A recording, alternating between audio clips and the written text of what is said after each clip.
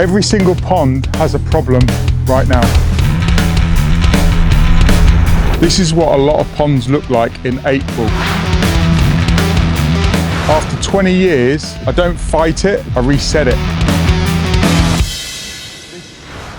What we've got here is we've got the biological filtration system on the koi palace, and as you can see, we've got blanket weed in here. So in the rock pool, we've actually got a combination of blanket weed and we've got some duckweed in the blanket weed. In the Zen garden, you can see blanket weed.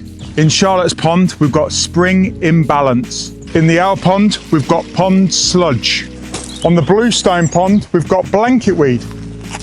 Different ponds, same root problem. It's not the algae, it's not the water, it's the biology. So here's what we're gonna do. We're going to reset every single one of these ponds using the same system I've used for 20 years. So this is any pond bacteria. This is an evolution of a product that I developed back in 2005. And what it does is it puts life back into the pond. So there's nothing complicated, it's just putting biology back into the pond. We've got two different sizes. As you can see, the two different sizes, we've got one that's 30 grams and we've got one that's 250 grams. This isn't going to clear overnight.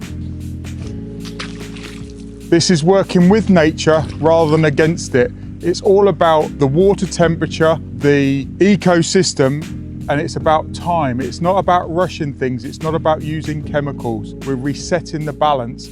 We've got blanket weed on here.